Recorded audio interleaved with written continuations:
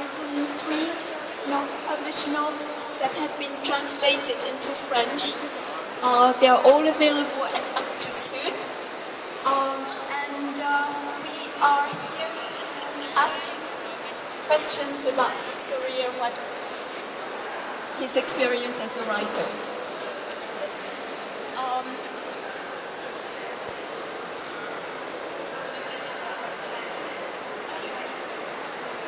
I think you started out writing poetry and published poetry before you went into fiction. Poetry very naturally.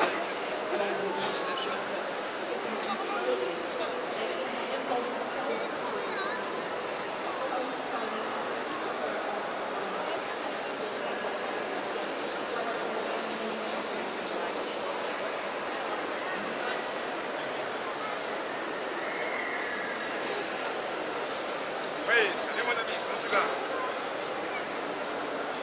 Ah ben c'est bien, c'est dimanche, ça va m'aider là. Il y a, je sais pas comment c'est.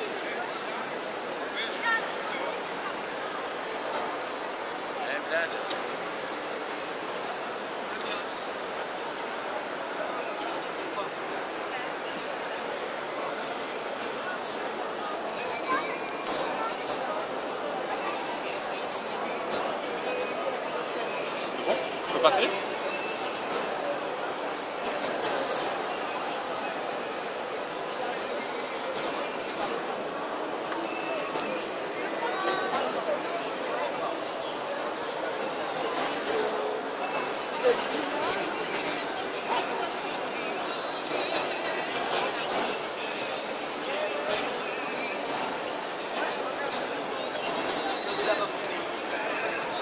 Je crois qu'on va faire 14h. Enfin,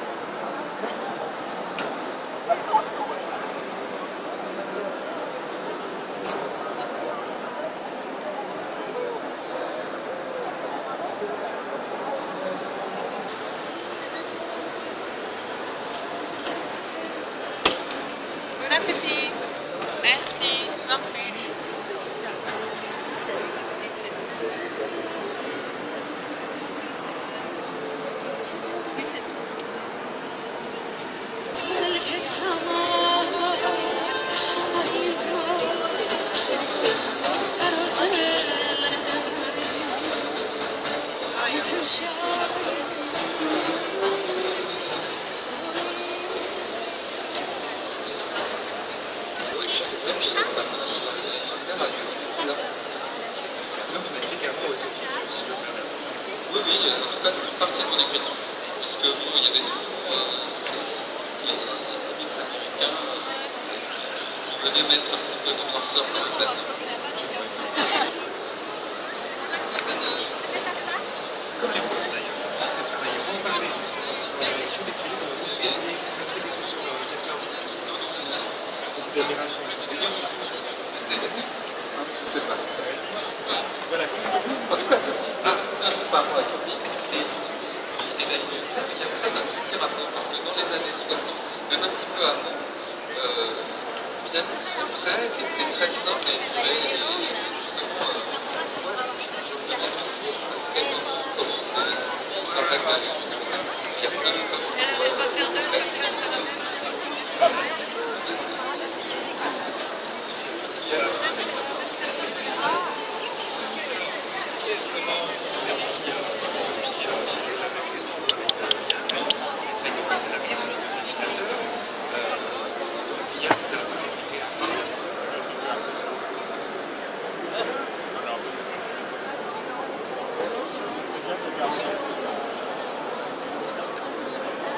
Ah ouais.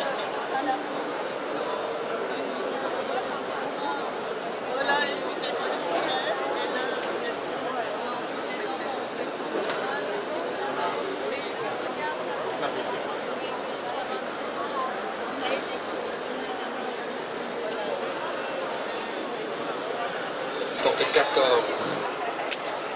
N'achetez plus de baklava. Mangez des abricots. Bon, alors, on va présenter, alors non, ce n'est pas l'architecture arménienne, parce qu'on a eu la chance d'avoir Fabien Krailbull, dont on avait présenté la maquette de l'ouvrage, Alef Tessuzi, dont on avait présenté l'ouvrage, donc j'ai choisi plutôt la conférence qu'on n'avait pas faite d'ailleurs, sur le milieu naturel et le milieu construit en Arménie. Alors qu'est-ce qu'on appelle finalement le milieu et le territoire? Alors voilà, on pourrait dire, voilà le territoire arménien aujourd'hui. C'est la République démocratique d'Arménie, indépendante depuis 1991. Donc vous avez la carte, vous pouvez la situer maintenant. Enfin, je pense que j'ose espérer que vous saviez où était l'Arménie. Enfin, si vous ne le saviez pas, le voilà, la voilà. Géorgie, Azerbaïdjan, Iran et Turquie. Et donc le territoire arménien, c'est ce que vous avez là. Alors il y a une différence qui est très importante entre le terme territoire, qui est pris au sens strictement géographique, et un concept qui est beaucoup plus complexe, qui est celui de milieu. Alors la différence réside essentiellement dans les formes de vie, et plus particulièrement les constructions, les traces que l'homme laisse et engendre dans le territoire. Alors l'Arménie, elle a une géographie qui est très particulière, on en avait déjà parlé avec la présentation du livre de Fabien. Vous avez d'abord ces deux plaques tectoniques qui se rencontrent. C'est un pays évidemment de montagne. C'est un pays où l'eau est également importante. Et vous avez un paysage qui est un paysage caractérisé donc par des montagnes et par des grandes plaines. Alors, ça c'est un paysage, je dirais, que vous pouvez avoir encore aujourd'hui, mais qui a une signification particulière, puisque regardez également le contexte géographique de l'Arménie. C'est un territoire, même si on oublie le territoire de l'Arménie historique, c'est un territoire de passage, c'est un territoire, je dirais, de transition. Alors le choix d'implantation de la population humaine est également importante, que ce soit dans les temps modernes ou que ce soit bien avant, bien évidemment. On ne choisit pas de créer une ville, un village, un bourg, de construire une maison dans un endroit qui ne serait pas approprié à la vie. Alors vous voyez que le territoire arménien dans son origine est véritablement circonscrit par des lacs. Le lac d'Urmia qui se trouve en Iran, que vous ne voyez pas, le lac de Van qui est dans l'ancien territoire de Vaspurakan, et évidemment la mer intérieure arménienne, le lac Sevan. Alors, la situation climatique est également une chose importante dont on doit tenir compte quand on fait de l'histoire de l'art ou qu'on fasse autre chose d'ailleurs, une autre spécialité.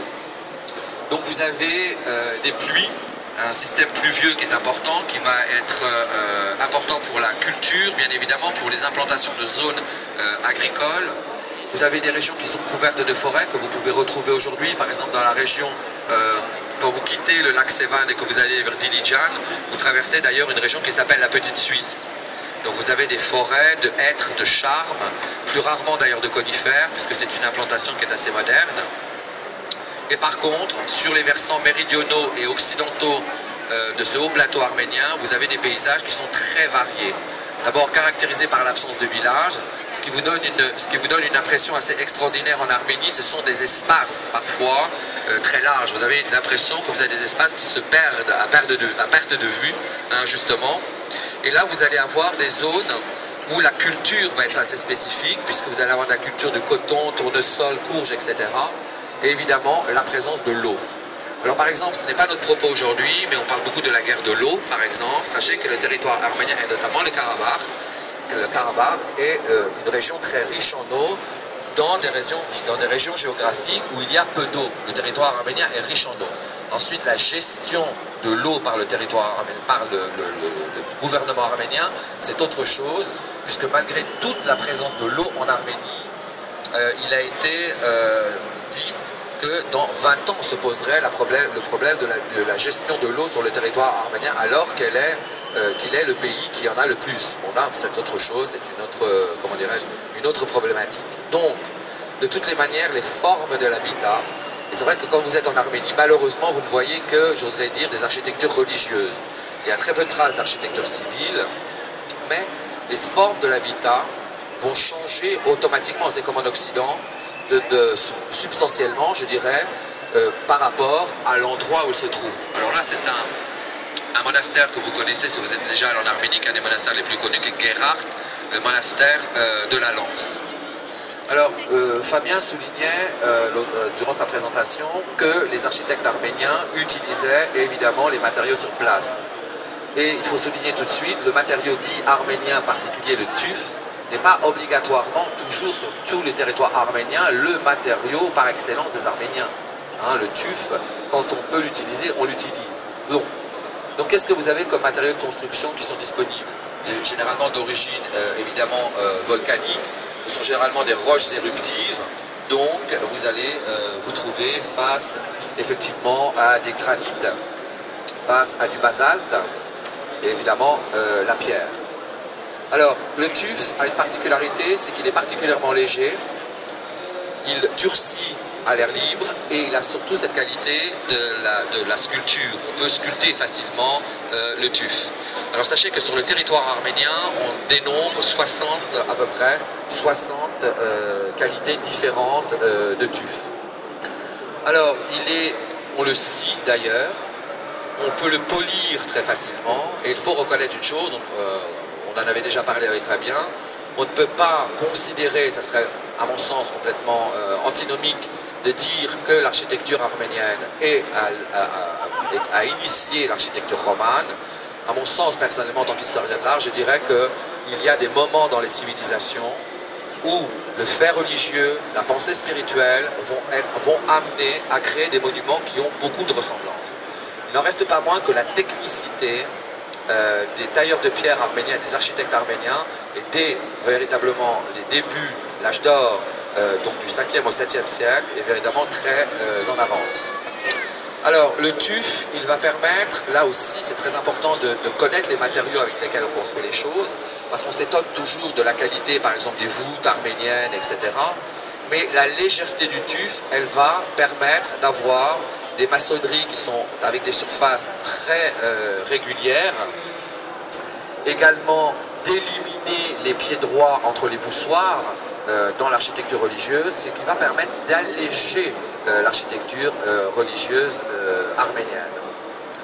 Alors, une autre pierre qu'on n'utilise pas comment dirais-je, dans l'architecture directement, mais dans le décor, c'est une pierre que vous trouvez même autour de Yerevan, c'est l'obsidienne.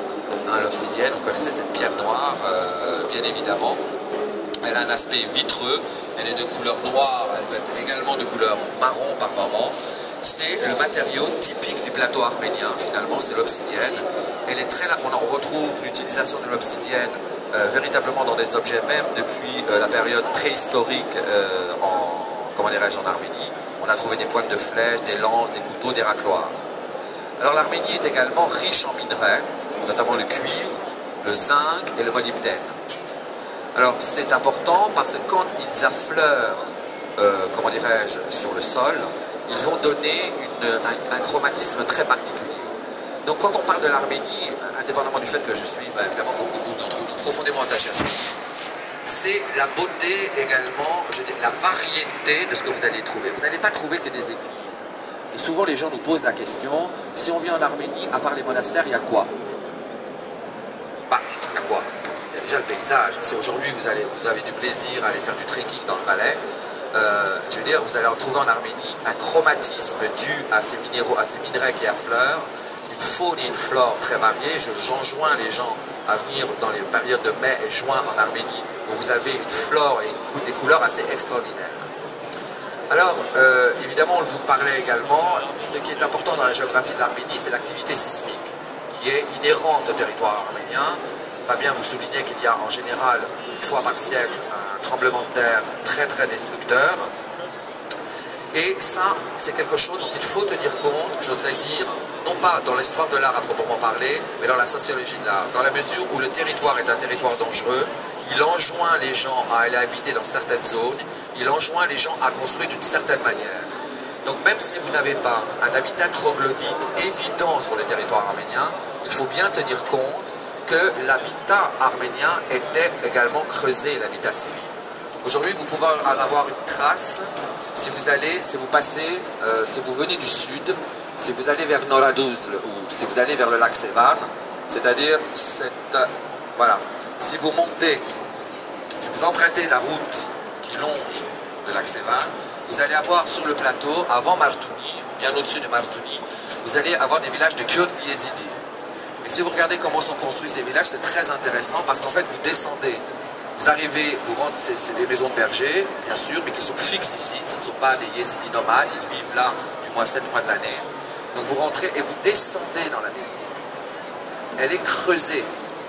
Alors on n'a pas beaucoup de traces, évidemment, de documents. Sur le territoire arménien de l'Arménie historique, on a retrouvé évidemment beaucoup de traces de, comment dirais-je, de villages qui étaient en fait troglodytes, creusés pratiquement.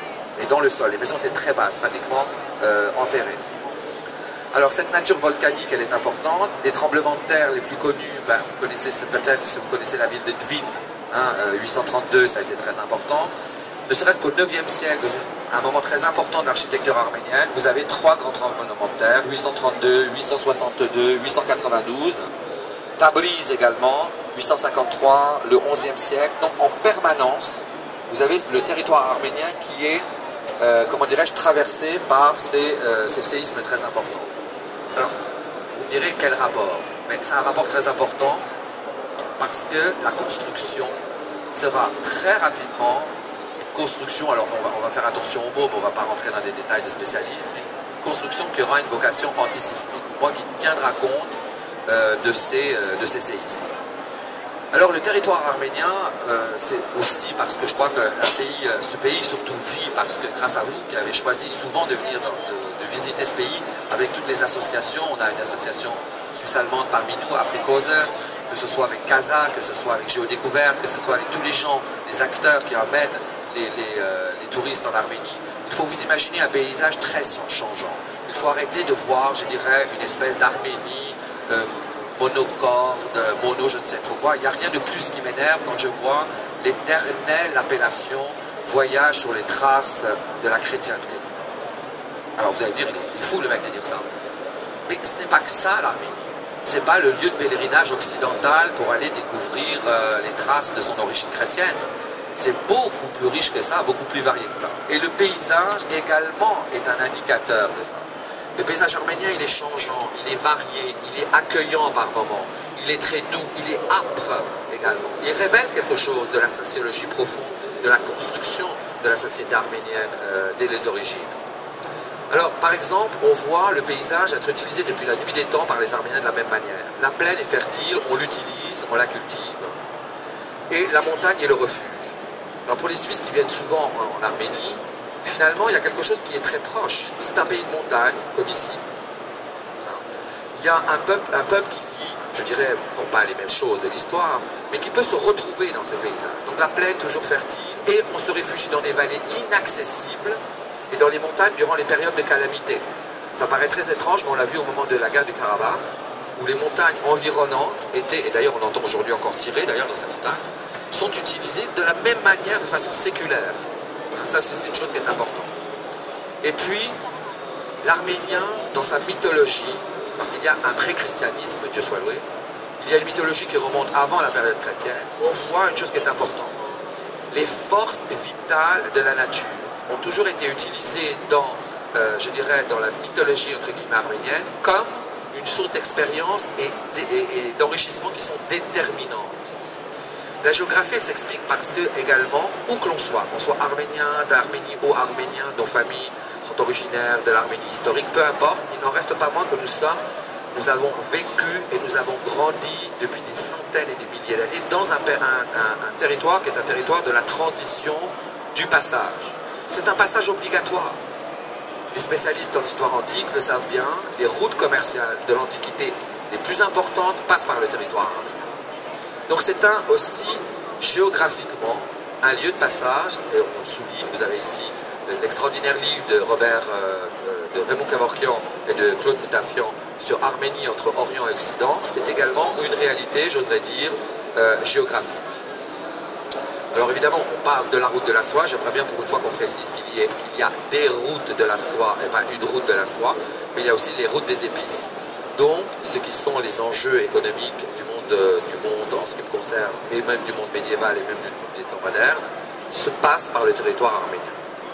Alors, ce qui est important aussi, et même pour nous peut-être arméniens, c'est de comprendre que nous ne sommes pas issus ni d'un paysage, ni d'une culture qui soit mono quelque chose, monothéiste bien évidemment. Mais le paysage du territoire arménien montre les apports, les expériences humaines qui sont beaucoup plus riches qu'il n'y apparaît. Nous sommes un peuple beaucoup plus complexe qu'il n'y apparaît, et cela est inscrit dans les paysages avant même d'être inscrit dans l'architecture. Alors, le type de rapport qui a lié l'homme au territoire qui l'entoure, eh bien, d'abord, il est important, c'est ce que vous avez de toute façon devant les yeux matin, midi et soir, c'est une montagne, c'est Ararat. Et le rapport que l'Arménien a eu avec cette montagne sacrée depuis les origines est important parce qu'on voit que la nature n'est pas considérée dès le départ par les Arméniens comme une source de matière première ou simplement comme un refuge élémentaire, mais que le paysage est évalué comme signe. Et Ararat, on en parlait avec Fabien, c'est un des signes les plus importants de notre culture. Alors peut-être que je vais vous détruire un mythe, mais l'arche de Noé sur Ararat, c'est pas possible. Ce n'est pas l'Ararat biblique.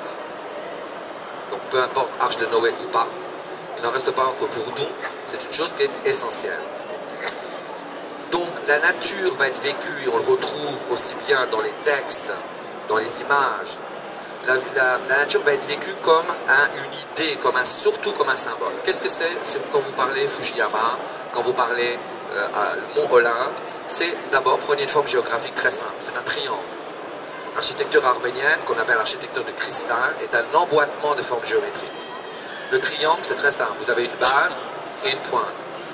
Alors, la base, évidemment, tout ce qui relie au domaine terrestre, et effectivement, vous montez vers la divinité. Comparé aux photos que vous avez vues de l'architecture arménienne, c'est une architecture qui est en élévation. Alors regardez ces paysages. Je vous laisse, je ne peux pas être dans votre sensibilité. C'est pas à moi de dire ce que vous devez ressentir. Mais personnellement, quand je suis devant ces paysages, regardez cette idée de la vastitude, on a toujours l'impression qu'on est dans un vieux pays. On est dans un vieux pays, dans un vieux territoire en fait. Alors, pourquoi je parlais de construction troglodyte qui est très importante? La caverne, c'est un symbolisme très ancien, vous connaissez, enfin bon, on va y revenir si vous ne le connaissez pas. La caverne, qu'est-ce que c'est qu'une caverne? C'est un homme qui creuse dans la roche. Alors, il y a différentes manières de creuser dans la roche. Vous pouvez creuser transversalement, mais vous pouvez creuser comme ça. Alors, c'est très différent si vous creusez transversalement ou si vous décidez de creuser de haut en bas. Je ne sais pas si vous connaissez l'Éthiopie et le très beau site de la Libella, par exemple. La Libella, c'est le type même de construction qui est creusé de haut en bas. C'est un travail énorme. Si vous allez à Gerhardt, vous allez dans les chapelles, notamment vous savez, il y a un escalier qui monte dans la chapelle supérieure, hein, dans la chapelle supérieure où généralement on fait chanter les gens parce qu'on fait venir des chœurs parce que la sonorité est extraordinaire. Eh bien, quand on creuse pour une caverne, c'est un choix précis de l'homme. Hein. Ça a un sens. Ce n'est pas pour exploiter simplement le caractère géologique qui est là, bien évidemment, mais on recherche non pas seulement la protection contre les rigueurs du climat, mais quand on s'installe dans une caverne, c'est un contact viscéral avec la terre. Pensez à comment vous enterrez vos morts. Théoriquement, nous enterrons nos morts. Ben, c'est un rapport à l'élémentaire. Dans d'autres civilisations, vous allez brûler les morts. Dans d'autres civilisations encore, vous allez mettre les morts sur les arbres. Le rapport avec l'élément air est évident. Donc le fait d'habiter, d'enterrer des morts, etc., eh bien, c'est un rapport très fort et un lien très sacré avec la terre-mère. Donc déjà, on voit que dès les origines, cet attachement au sol hein, est une chose qui est très importante. Alors plus tard, dans le domaine que touchait Fabien l'autre fois, effectivement, l'architecture rupestre, taillée à même le roc, il est dans la roche. Mais en tant qu'occidentaux, vous pouvez très bien comprendre ça. Aujourd'hui, vous pouvez, si vous voulez, dire la messe dans un champ, du moment que vous ayez un autel en pierre. Pour les chrétiens, occidentaux également, la pierre c'est quoi? Symbole du Christ. La pierre c'est l'élément important. Pour les Arméniens c'est exactement finalement la même chose. C'est un symbole d'éternité qu'on retrouve de toute façon dans des pictogrammes, etc. Quand vous vous retrouvez dans les territoires plus centraux, on en reparlera tout à l'heure, autour de Karaounj, où vous retrouvez déjà très longtemps en avant dans l'histoire arménienne ce rapport à la terre et à la divinité bien sûr de la terre. Alors il y a donc très tôt, on le voit dans des textes assez anciens arméniens, déjà apparaître cette inquiétude face à la caducité de la vie humaine. Et ça c'est intéressant de voir malheureusement dans le parcours de l'histoire arménienne que cette caducité de la vie humaine se répétera sans cesse. On fait partie de ces peuples, avec le peuple juif et d'autres peuples, et tous ces peuples qui ont connu ces massacres en permanence, cette idée que finalement, il y a quelque chose de très fragile. Et donc d'ancrer la construction religieuse, d'ancrer la construction de la maison de Dieu dans la pierre était pratiquement une évidence. Alors il y a très peu de constructions creusées dans la roche sur le territoire qui nous intéresse. Hein. On peut demander, Fabien, tu me reprends si je me trompe, mais il y a ces tombes sassélounes chrétiennes, il y a le quartier souterrain d'Ani, il y a le monastère de Gerhardt, il y a la bibliothèque de Arbat, il y a l'ensemble de Spitakavor, etc. Ça n'abonde pas malgré tout sur le territoire arménien, mais ça existe, il faut en tenir compte. Il faut penser aux tombes zourardéennes, hein, qui est une tradition également qui est sur le territoire arménien et qui est effectivement aussi très important. Alors, la pierre, vous me direz, on ne va pas rentrer dans le genre gourou et faire du symbolisme à tout va, mais il y a des symboles qui restent. Le symbole de l'arbre, par exemple, est un des plus vieux symboles utilisés par les civilisations. La pierre, effectivement, et penser à toute la technologie qui sera mise en place quand on construira au 5e, 6e, 7e, 8e, 9e siècle les églises. Dans le fond, je ne sais pas si on peut dire, mais enfin moi je m'avance, après Fabien me dira, l'architecture religieuse arménienne, ce sont des monolithes construits, pratiquement. Et encore une fois, moi je rattache ça à cette matérialisation de l'idée du divin au travers donc de l'utilisation de la pierre. Donc on voit que dans le paysage arménien, il y a des signes importants dont on a tenu compte dans la culture et la civilisation arménienne pour élaborer l'architecture et l'art, etc. Alors, là vous le voyez, c'est une des images, je crois, les plus connues de l'Arménie. Sur tous les sites, il y en a, tout le monde, on arrête tous les bus de touristes là, tout le monde clique la photo là. C'est le monastère donc de Khorvira, pardonnez-moi, Khorvira, avec effectivement derrière, bon un peu caché, comment dirais-je, la montagne Ararat. Alors, qu'est-ce que ça donne quand on est issu d'un territoire? Je ne sais pas où vous êtes né, bon, si vous prenez la Suisse, c'est quand même la chose la plus logique, c'est un pays de montagne avec des lacs, avec des vallées. Vous n'allez pas avoir la même forme de vie, d'existence, etc., que si vous êtes né en plein milieu du pays de la Beauce, et si vous êtes né au bord de la mer. Donc le paysage, effectivement, il a une importance très grande, non seulement à travers le choix des formes proposées par la nature, mais des choix que vous tirerez de cette nature. Donc qu'est-ce qu'on retrouve dans l'architecture arménienne? Ça peut se dire par deux adjectifs. La simplicité, la clarté. Alors une simplicité qui se voit surtout à l'extérieur des monuments arméniens. Vous avez ce qu'on pourrait appeler une sorte d'hermétisme architectonique. Quand vous êtes face à une église arménienne, vous ne savez pas ce qui va se passer à l'intérieur. Hein, c'est ce que j'appelle, moi, cet hermétisme architectonique. Pour utiliser un mot très savant, mais ça fait chic à 3 h de l'après-midi sur un salon entre deux beureks, ce qu'on peut appeler l'iconoclastie. Donc vous avez, évidemment, n'oubliez pas où se trouve le territoire arménien. Il est aux portes du Moyen-Orient. Ce qui est intéressant aussi, c'est de voir comment les Moyen-Orientaux, que ce soit le territoire syrien, le territoire irakien, etc., voyaient dans l'Antiquité la plaine arménienne. Alors sachez que pour la géographie antique, l'Arménie n'était pas au nord, mais il la situait à l'est. Imaginez que vous soyez à Alep, il vous disait non, c'est pas au nord, c'est à l'est. C'était carrément pratiquement asiatique. Alors le territoire il est important parce que vous allez avoir toutes les influences bien évidemment, qu'elles soient orientales, on parlait de Rome la dernière fois, mais il ne faut pas oublier la tradition des chrétiens d'Orient, évidemment. Il faut penser à l'art syrien, il faut penser aux basiliques syriennes bien évidemment, où l'intérieur prédomine sur l'extérieur. Et ça c'est une des données inhérentes de, je dirais, de l'architecture effectivement arménienne. Alors, qu'est-ce que je pourrais vous dire également? La symétrie. Si vous regardez les répertoires ornementaux arméniens, vous regardez des monuments, je ne vous parle pas des rotondes, mais vous regardez des églises, etc. arméniennes, quand vous pouvez trouver des traces de bâtiments civils arméniens, vous voyez une notion de la symétrie qui est également très importante. Alors, qu'est-ce que vous avez derrière tout ça? Ce n'est peut-être pas le paysage qui induit bien sûr tout ça. C'est une rigueur qui est pratiquement une rigueur mathématique, de type mathématique, dans laquelle chaque partie tourne et s'articule autour d'axes de symétrie. On suit une sorte de hiérarchie des éléments qui composent cette architecture. Alors, vous le connaissez en Occident. Ça aussi, c'est ce que j'aimerais dire, et ça je le dis, mais alors je l'assume vraiment en tant qu'arménien, hein, d'origine arménienne, bon, je m'en fiche arménien.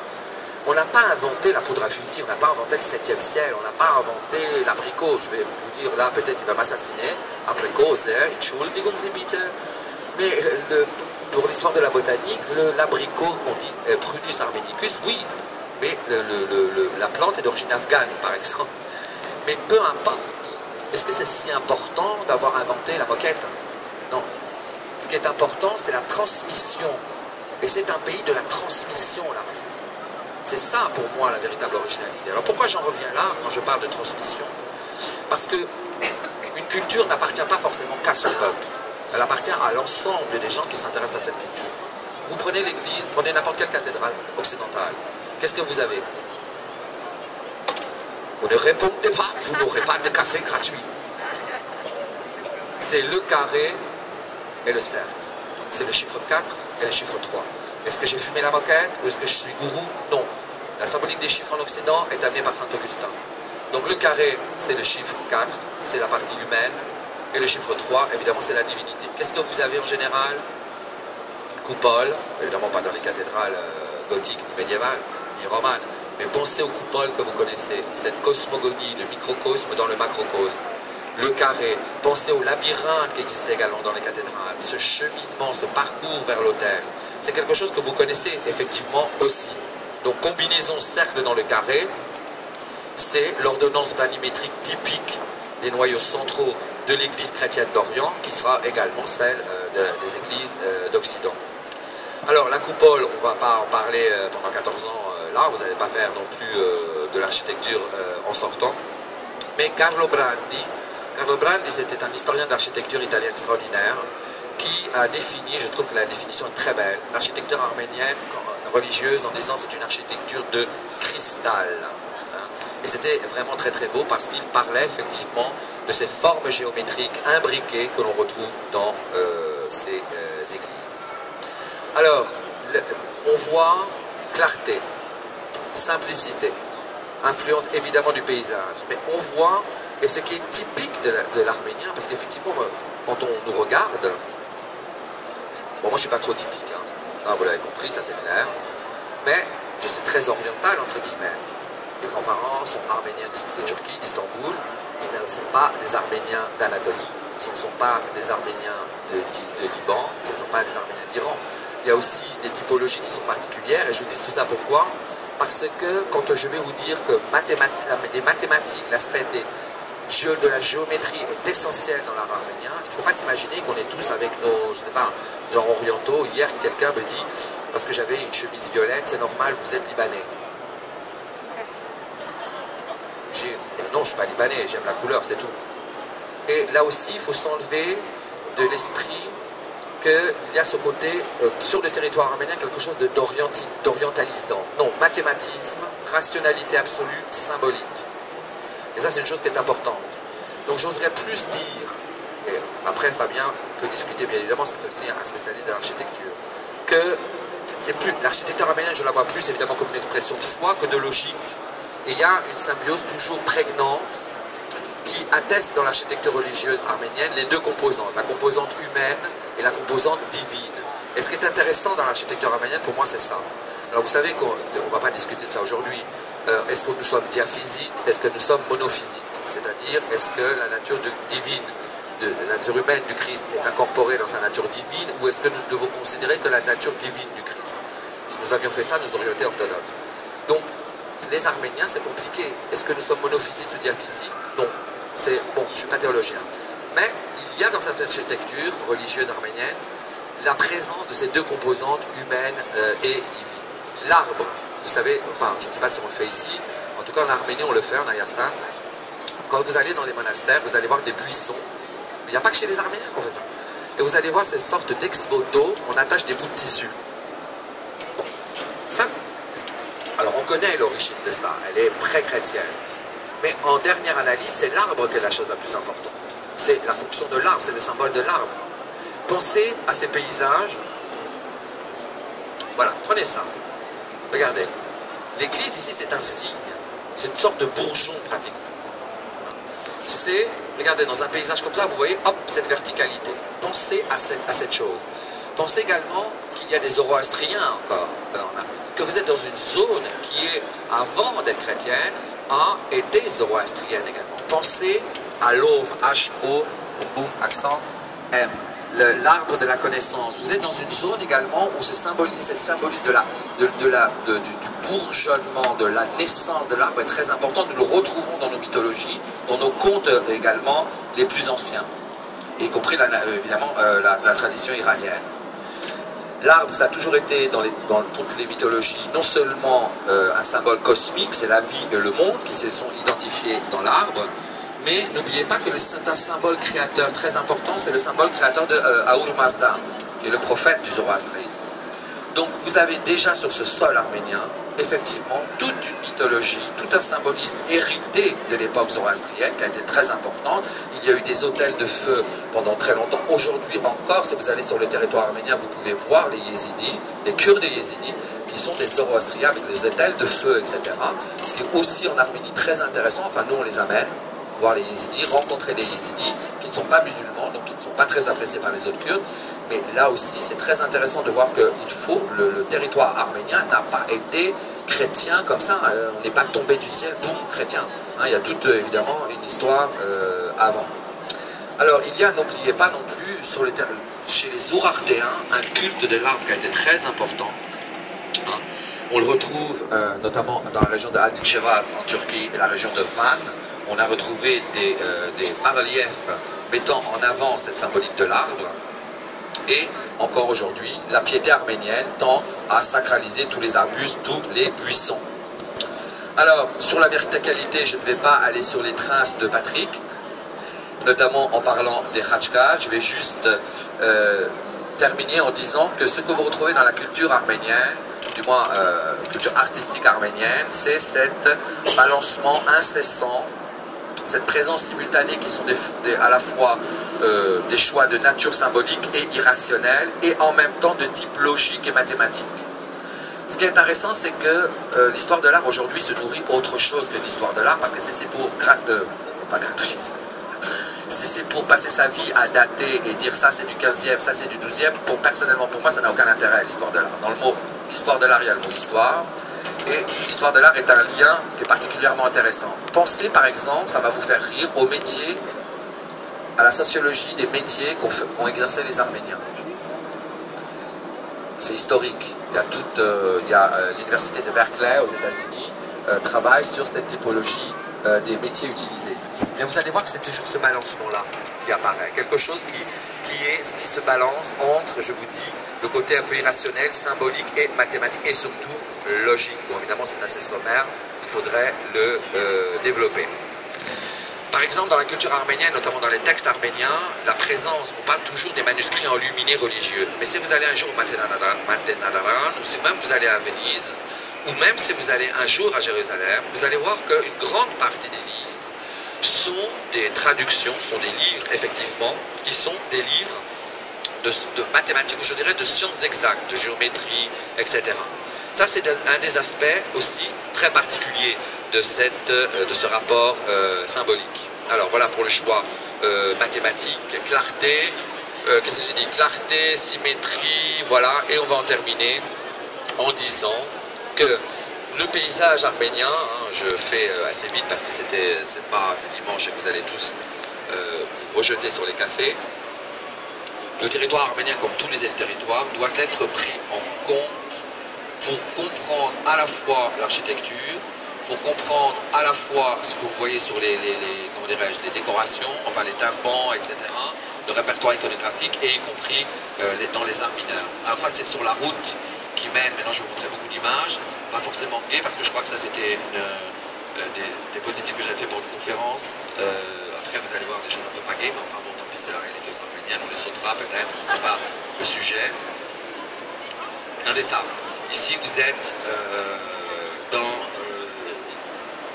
un paysage qui est complètement fantasmagorique, hein, c'est extraordinaire ce paysage. Vous êtes ici dans la région de Goris. C'est la route qui mène au Karabakh. C'est Khonzores. Vous avez Khonzores sur la droite, ça c'est sur la gauche en fait, Khonzores.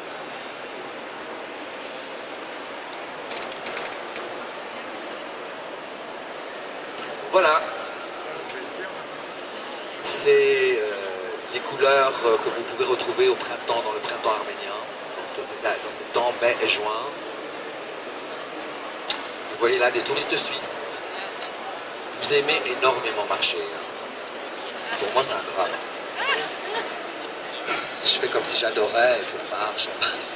Suisse, sportif. Alors, regardez, après, on pourra peut-être demander à Fabien qui est là, regardez les toitures, toits en parapluie, les couvertures, etc. Qui peuvent aussi être des systèmes de datation. Regardez, quand je vous disais l'imbrication géométrique, on en a déjà ici un aperçu, et les sites sont extraordinaires. Il n'y a pas que les cisterciens qui choisissaient, bien évidemment, l'emplacement par rapport au monastère. Il faut tenir compte de ça quand on parle de la construction d'un monastère arménien. Le lieu est choisi. Il n'est pas simplement choisi parce qu'il n'y a que de l'eau à côté. Il est choisi dans une cosmogonie plus importante.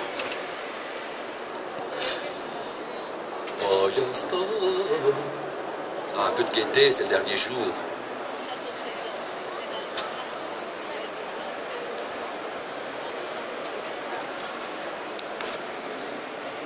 Ça, c'est quand on monte au centre. Aragats. Abris. Ça, c'est quand on monte à Aragats, vers l'Aragats. Là, vous pouvez faire des promenades à cheval.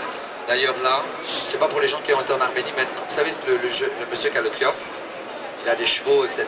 Et vous pouvez monter jusqu'au premier lac à cheval ou en trekking. Alors, ça c'est Sevan, ça c'est bon, toujours Khachkar, on ne va pas rentrer dans l'analyse du Khachkar sur les traces de Patrick, mais voilà, ces Khachkar qui sont aussi dans cette verticalité. N'oubliez pas une chose, l'Arménie évidemment a dû combattre, elle est pratiquement le seul pays chrétien entouré de musulmans, elle doit absolument lutter pour sa foi dans toute son histoire, ce qui est une chose essentielle chez nous, hein. Et si vous comparez les églises arméniennes de Géorgie à celles d'Arménie, vous allez avoir une chose qui est très simple. Clocher géorgien, croix très importante. Clocher arménien, croix toute petite. Mais les Khachkars sont aussi un moyen de jalonner le territoire.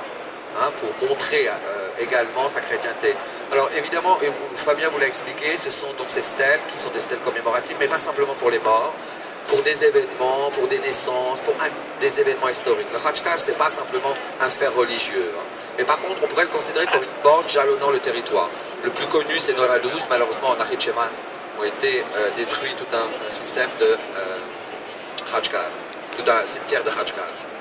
Bon, ça vous la connaissez, archi connue, reconnue, on la voit partout, c'est Norra Vank. Vank, c'est monastère en arménien.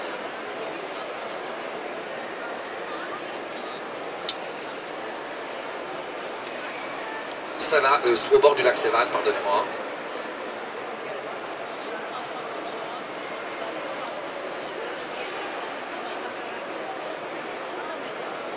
Alors, ce qui sera intéressant évidemment, c'est quand tu vas sortir le livre de Fabien, l'opuscule de Fabien, vous allez avoir toutes les typologies. On ne va pas faire aujourd'hui parce que ce n'est pas le lieu, on n'est pas là pour ça. Il y a une grande variété de typologies, tétraconques, etc., carrés, coupoles, etc. Je vous enjoins de vous intéresser à aux bouclettes que vont éditer Casa et Fabien Krahenbuhl. Bon, vous connaissez ces monastères, c'est des monastères Sanaan, Arbat. Pour les gens qui aiment le cinéma, Parajanov, bien évidemment la couleur rouge. Ce sont les deux monastères classés à l'UNESCO. Alors, je tiens à dire que les campaniles, c'est entre dans la typologie arménienne 13e, assez tardivement, 13e, 13e, hein, on va dire 13e. On est d'accord ensemble? 13e, c'est bon, c'est vendu. D'influence occidentale, bien évidemment.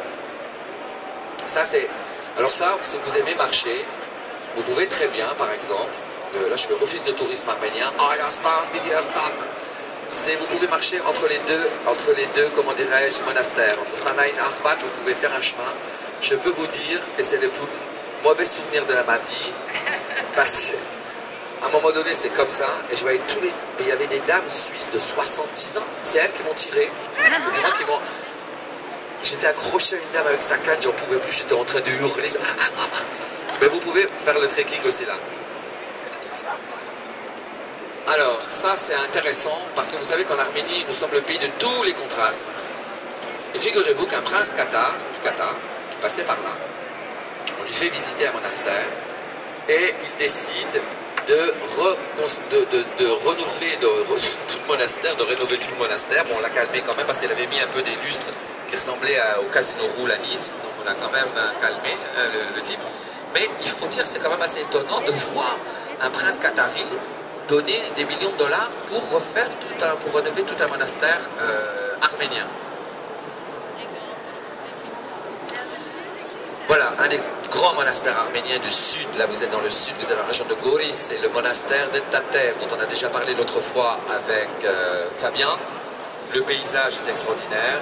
On ne va pas vous faire des redites. Je tiens à vous signaler que la grue qui était là depuis le tremblement de terre des années 30 a enfin disparu et que grâce à vous, mes amis suisses, nous avons maintenant un téléphérique dans le film, parce que ce sont les Suisses allemands qui sont venus mettre un téléphérique, donc qui part de là maintenant, et là, et qui traverse en fait toute la vallée.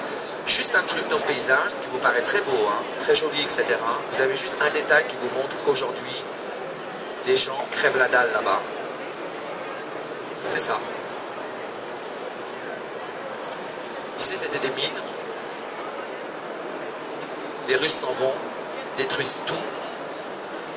Personne ne refait rien. C'est une région... Il faut dire que le téléphérique désenclave, c'est un milliardaire arménien de Russie qui a décidé de faire un téléphérique pour désenclaver la chose. Mais la finalité, moi, c'est aussi une finalité, je dirais, sociale. Ok, on fait quoi? Pourquoi, comment et quel est le but? Là, je vais me faire incendier, mais finalement, au point où j'en suis, j'en ai rien à fiche. Moi, je suis toujours très surpris, je suis croyant, tout ce que vous voulez, je suis arménien apostolique, tout va très bien, Madame la Marquise. Mais il y a un truc, moi, qui me choque aussi dans le paysage, c'est qu'on traverse une route du nord au sud, et on voit, à droite, une église nouvelle, alors qu'il y a quand même ça qui est 14 fois plus beau, 5 millions de dollars. On va vers Djermouk, allez, un machin, 3 millions de dollars. Et vous avez notre chauffeur, ici, parce qu'on prend des gazelles pour monter, sans prendre le téléphérique, pour aussi montrer, s'arrêter dans les villages pour que les gens nous parlent de leurs problèmes. Ce chauffeur-là disait, voilà, il me demande à moi, parce qu'on a aussi une association, s'il te plaît, ne me donne pas d'argent, ni pour moi, ni pour ma famille, mais trouve-moi du travail, trouve quelque chose à faire, crée quelque chose. Le tourisme, il est intéressant, c'est pour ça qu'on vous remercie de venir, parce que l'œil porté par l'étranger, le regard porté par l'autre est intéressant. Souvent, nous, quand moi je parle pour moi, on a l'impression de se heurter parfois à quelque chose qui est de l'ordre, moi j'ose le dire maintenant, parfois de l'ordre de l'inutile. De l'inutile. Alors, on fait ce qu'on peut, heureusement, on continue à faire avec notre association, avec ma mère, qui laisse des fortunes, des dispensaires, des choses, des orphelinats, etc. Mais la finalité, c'est quoi? Le paysage, il est un indicateur. Vous êtes dans une zone très touristique. Ici, c'est construit, va se construire un hôtel. Ici, c'est... où il est Varoujan? Varoujan, il est là, il a un restaurant, il survit, Varoujan. Ils vont construire un hôtel, un restaurant, etc. Cette partie de la vallée ne bénéficie d'aucune infrastructure. D'aucune, par exemple. Je dirais que voilà, c'est aussi... Alors, bon, maintenant, voilà, aussi ce qui est une des... Je dirais... Des forces, effectivement, la culture arménienne, c'est la spiritualité qui a guidé cette culture. Parce que c'est aujourd'hui encore, vous avez comment dirais-je, une présence très importante des gens dans l'Église. Alors, après 70 ans de communisme, qu'en est-il? C'est un questionnement. Est-ce que vous êtes dans une foi réelle? Est-ce que vous êtes dans un aspect plutôt magico-religieux? C'est intéressant parce que tous les pays de l'ex-soviétique ont ce problème. Il y a d'ailleurs un jeune Arménien qui est... à l'université de la Sorbonne actuellement, qui pondra une thèse extraordinaire d'ailleurs sur ce rapport entre tradition, évolution de cette foi arménienne après le régime soviétique. Mais regardez cette lumière, regardez l'intérieur de ces églises, et c'est vrai que quand vous rentrez, mais peut-être dans toutes les églises, bien évidemment, là j'ai un côté un peu plus, entre guillemets, nationaliste, il y a quelque chose qui se passe, on la sent cette spiritualité, elle est incluse dans cette élévation de l'église arménienne. Bon, voilà différents paysages. Ça, vu ce que c'est Gerhardt, c'est l'entrée de la chapelle creusée, avec les Khatchkar que vous avez. Donc Khatchkar, c'est stèle, Khatchkar, c'est aussi sur le mur d'une église, et ça peut être tout simplement on va simplifier une espèce de brique où il y a la croix. Évidemment, vous voyez que l'iconographie essentielle, une des iconographies essentielles, c'est la croix, mais ça je vous l'avais déjà montré, je crois, l'autre fois pour Fabien.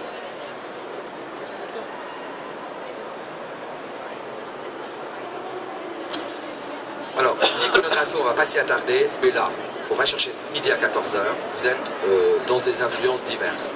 Vous allez retrouver de l'art moyen-oriental, de l'art byzantin, etc.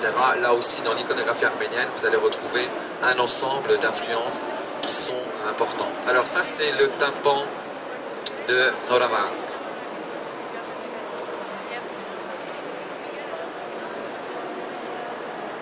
Bon, alphabet arménien. Jeune femme arménienne, Yerevanais.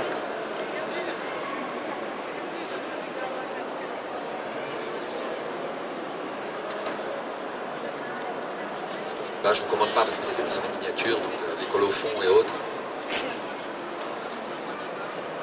Je fais attention parce qu'il y a toute une partie, comme ça traitait également de l'identité et de la mémoire. Vous allez avoir des photos un peu dures, mais on les passera si vous ne supportez pas. Enfin, bon, c'est la réalité de l'histoire, hein, en même temps. Yerevan, Yerevan. Voilà, ça c'est Yerevan. C'est là où vous allez venir avec Apricose. Je vais la publier pour vous, hein, et Casa, et Joli Gouvernin. Voilà, Yerevan. Bah voilà, ça c'est territoire turc, mais pourtant vous avez Ararat devant vous. Ok? Yerevan, il n'y a malheureusement pas de politique d'urbanisme. C'est une catastrophe, Yerevan, pour ça. C'est une catastrophe. Mais je veux dire, venez en Arménie, faites ce voyage en Arménie, pour toutes les raisons de la terre, mais avant tout pour le peuple arménien. Parce que vous allez voir là-bas, c'est extraordinaire la dignité, la joie, l'accueil. Ça, moi je tiens toujours à dire, c'est extraordinaire. On vous avait montré ça avec l'autre fois avec Fabien. Ça, c'est les constructions, la réalité de la construction dans ces années soviétiques hein, qui restent. Ici, la place de la République, avec le musée, qui est un très beau musée d'archéologie, hein, Fabien. Je pense qu'il y a une guide extraordinaire qui est un Malien. Aujourd'hui, si vous venez, maintenant ils ont fait des jeux d'eau et autres, ministère des Affaires étrangères, etc. C'est la place donc de Yerevan.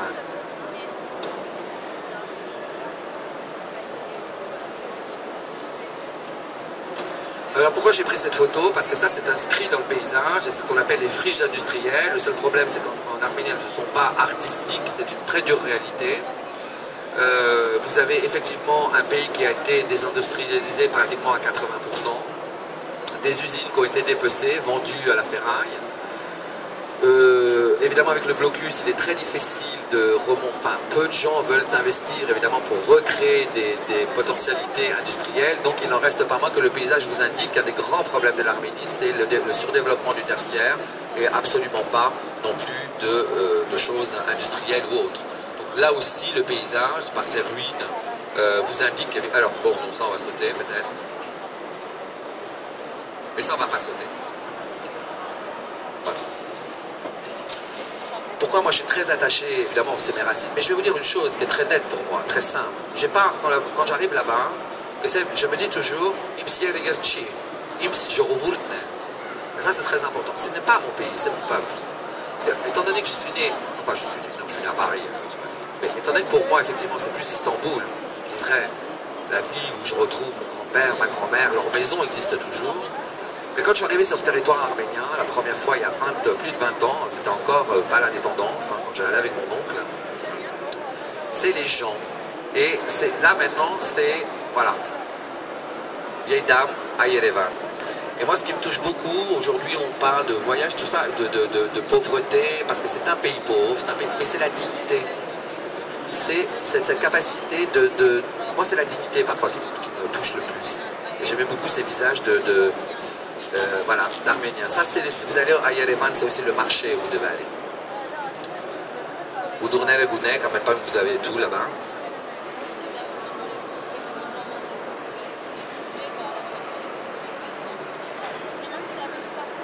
Bon, ça, je pense à tous nos touristes, on leur montre. C'est pas possible de ne pas faire autrement. Là, comment on fait le lavache, évidemment le pain.